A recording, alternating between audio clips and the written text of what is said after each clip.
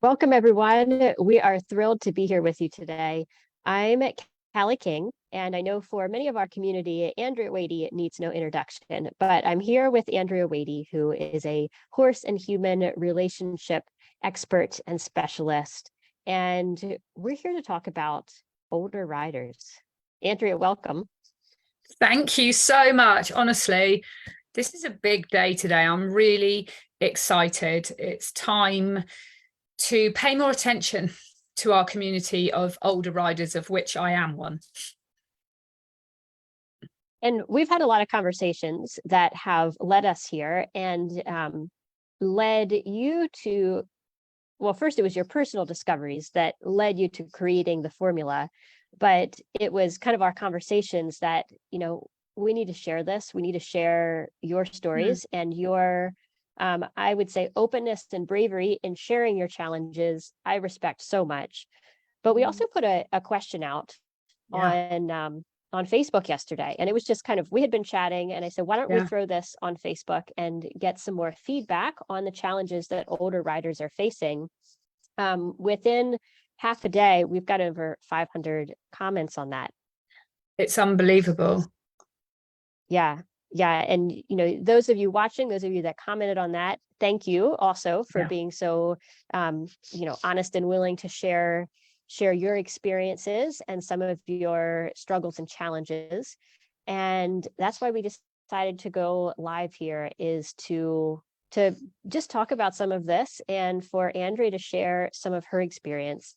Um, I am very thankful to our community. I'm very thankful to Andrea. You are all of you older riders are an inspiration to me.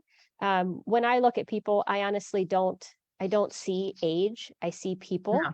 And I've always been very passionate about helping the riders that I felt were not getting great help by the industry and especially riding instructors. And, we can talk about that more, but that's a lot of what led me to creating HorseClass and to having our farm here. But Andrea, I'm gonna kick it back to you in why is this so personally important for you? And why are you so interested in helping older riders? It's important to me because it's personal. I'm going through it myself. It's not easy. I've ridden my whole life. I know a lot of older riders don't even start riding till their 40s, 50s, 60s, and 70s, even. Um, I was lucky enough to ride from the time I could walk. And yet, when I got older, went through menopause, all of the usual path that everyone has to go through, and it's tough. I felt things change and things that never used to bother me, tear along the field and jump over the picnic table. I was like, I don't want to do those things anymore. But the pressure still felt like it was there. And the more I sort of looked around, I realized how unrepresented we are in the industry, um, and how far apart the professionals are from the students that they're teaching in terms of the comfort zones and how they feel. And as we get older, even as a horse professional, I could feel the changes in me really starting to hit home of going, you know what, I don't want to do this stuff anymore. I don't want to do it like this anymore. But there's that level of pressure. And that's where I feel that we're unrepresented, of people that go, I don't want to do the crazy stuff anymore. It's like, what, do you then not count? You do count. I'm coming for you. You count. You're really important. And in fact, you're probably some of the most important riders to me, because I see such devotion in our students. They are so devoted, but one of the hardest things that holds them back is themselves, and the levels of fear we saw in the question that we put out today. I mean, the response was beyond our expectation, and that yet there was a common thread through it for a lot of people in terms of not wanting to get hurt. We don't want to get hurt. We can't afford to get hurt. We don't bounce like we used to. Does that mean we have to quit? Absolutely not. We just need to be wiser. Yes. And for those of you that are watching, just to kind of put a thumbs up in the comments if you are also relating to this.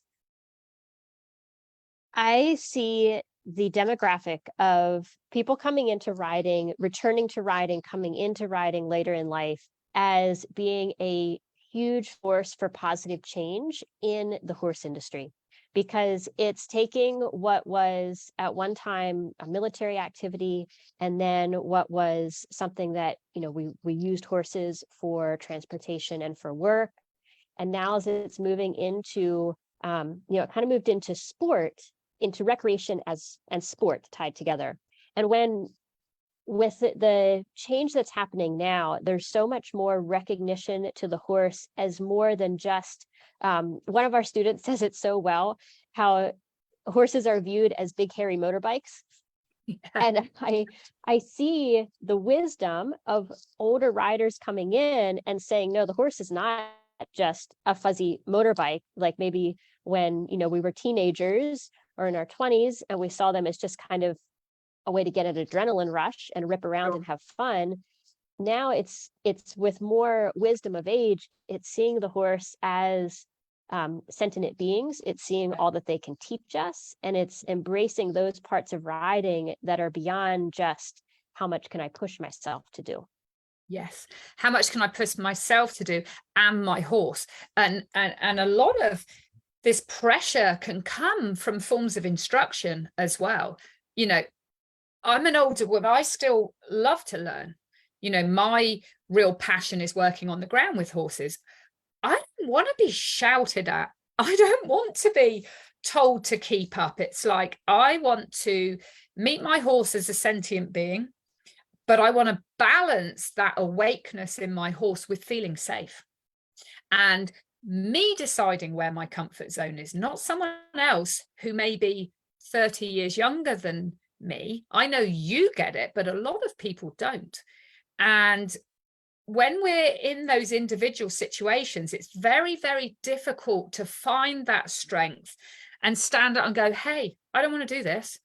We think, God, well, everyone else is, I should be. And that's why I've dived into this, is like, no, it doesn't have to be this way. We are intelligent people that have been around the block, and we can speak up for ourselves, and we know what's good for ourselves. But we still want to move forward. And that's why I dived into creating this wise riders concept. It's like, there is a way to move forward in your education, stretch your comfort zones without feeling like you're pushing too hard, that you're getting left behind, or that you're not being listened to. And I know with your own journey through this, especially in the past few years, you started putting a structure to what you were doing, and are calling it the formula. So just tell us a little bit about what is this? Yeah, it's so weird to be sharing it with anyone, because to begin with, it was just for myself. I'd come back from Costa Rica. I was feeling all a little bit left behind with it all, and coming back into the world of horses in Europe, it was like, whoa. This has all changed a lot since I left 18 years ago. Or have I changed? Which I think actually was more to the point. So I wanted to find a way where I could still keep moving forward with my own riding, but put it in the form of a formula where I could run this sort of checklist through my mind of like, am I okay? Am I okay with this? And that's when I came up with Wise Riders. And we have a section for each letter, WISE. I'll be explaining more about that.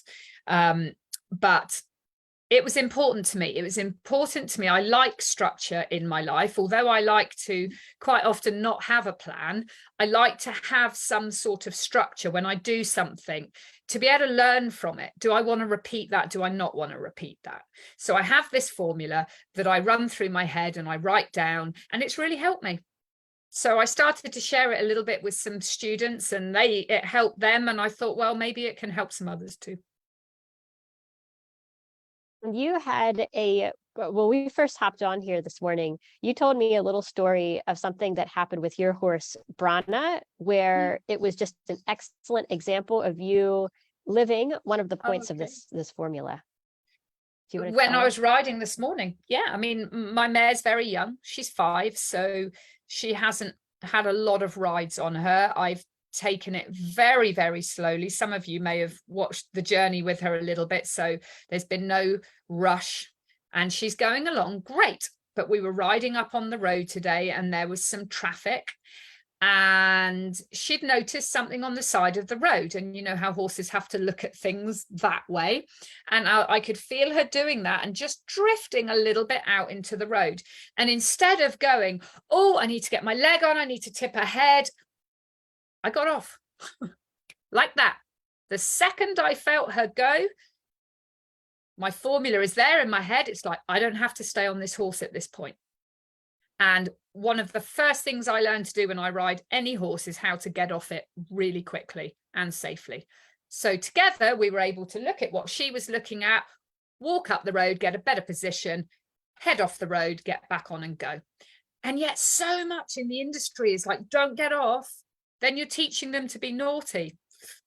That's not true. She felt loads better when I was beside her, that we looked at it together and went, that's okay. And I saw people in the cars looking at me going, she just got off. It's like, yes, I did. And I feel better for it. Thank you very much. So it's learning as well through this formula of not worrying what anybody else thinks. It's what's right for me and it's what's right for my horse. Yeah. Yeah, and we've got some amazing comments coming in of we have Libby, who trained her first horse, gentled and trained her first horse at 42, is now 51. Hooray for midlife horsewomen. Chris said, so wonderful the wisdom that age brings. Absolutely. And just a lot of other thumbs up and great comments coming in. So yeah, I absolutely agree that I want to see more resources, and I want to see more, what's the right word? Just more attention given to older riders, to this demographic, and more respect for the wisdom That's that the age word. has. I mean, that we could talk about that on a cultural Yeah. level too, not only in riding. These older riders, I mean, some of the people in the horse class community, and they're in their 70s and 80s, they are my heroes. They deserve a huge amount of respect, but they also need support. You know, they need support, they need to be heard, and that's what we're doing. It's important. So as you're bringing as you've created this structure that you're calling the formula, and wanting to share this, you've brought together different people that have been a resource, sometimes a resource to you, or other resources that you've seen, teaching and sharing, and are starting with the webinar series that we're starting next week. We're going to present it through HorseClass. It's really close. Starting a week on Friday, a week tomorrow is the first one. And I am so excited about it. I wanted to bring this to a larger audience, to share, to bring this community together even more, because when I was in Costa Rica, I kind of was a bit on my own with the horse world, and then I've come back here to England and kind of, there's pockets of older riders wanting to do things in a gentling their horses and having a sentient partner, but the pockets are small. And I realized all around the world it's the same. So why don't we all come together? We've put together this webinar with some amazing people to help share their wisdom through the aging process and being with horses, and how to thrive in our later life with horses rather than scrabbling to survive, basically. So that's going to be starting. It's a 3-part webinar. I really hope everyone can join us and join in. I want it to be an interactive. There's going to be lots of time to ask questions, get answers. It'll be recorded. We're going out live, aren't we? But if people can't make it at that time, you'll still get a chance to have your answers, your questions answered. So yeah, I can't wait. Yeah, and we're at HorseClass so excited to be hosting this. We're going to be hosting it the webinars will be going out, doesn't matter where you live in the world, but Andrea is traveling here to our farm campus in Pennsylvania. So we can do these in person, in terms of the recording and sending them out to you. And, what's really cool about doing these webinars, and this is how we've always created new programs at HorseClass. Sometimes it's with events, sometimes it's with these webinars. But when you come into kind of the earliest editions, of these new programs where we're doing them interactive in this way, you really get the benefit of kind of such a closer contact, being able to ask these questions like right on the call, or there'll be the ability to, in recordings after the call. But this is like laying the ground of where we really love to work with the students to see what are your questions, what do you need, how is, in this case, what Andrea is sharing, how is it resonating, what more additional information do you need? And I love the start. We've been talking about it. You've been working on this for months and months, bringing this together and the content, but this is kind of our first chance of, okay, now let's really go beyond just your in-person students and, take it to the broader community to share it bigger and also get more questions, more feedback. Well, yeah. And then it helps shape it too, doesn't it? Like, I want to hear people's stories and the wisdom that they can share with me. There's people that have walked this path ahead of me. It's like, I want to hear from them. I want them to be a part of this, and we can all help each other and come together in this community of what I call wise riders. And we can share the formula. And it's one of those things, once you've learned it, you can go and share it. It's great. For me, education is about sharing, and it's really important. And I just feel that it's time for these older riders to get the recognition they deserve and the support that they need. And that's what we're here for. And I need it too. And I'm older. Marietta just left a comment that I love. I'm just going to read the first part of it. I feel being older is great because I don't have to prove anything to anyone. I want the best mutually beneficial relationship with my horses. That is all. That is so well said, and completely carries the ethos of what we're presenting here, what Andrea is going to be teaching. Absolutely. I really hope to see you guys in the webinar. It's going to be immense fun. So I'm going to post the link right now. I'll also be sending out an email for everyone that is in the HorseClass newsletter list. You'll get an email where you can get all of the details on the program, and we'll put a post up here on Facebook too. So just look for that. Look for a link that I will get in the chat right now, and the other posts coming later. And thank you for, again, everyone that has left those comments on the question that we posted yesterday, everyone that has been joining us here. We really appreciate you. And again, are inspired by everyone in our community. And hopefully I'll see you all next Friday. I can't wait. Here we go. All right, so I just put the link in. This will be open throughout the series, but join in now, join in before next Friday to be live for the very first one. We'll see you then. All right, thank you, everyone. Have a great day.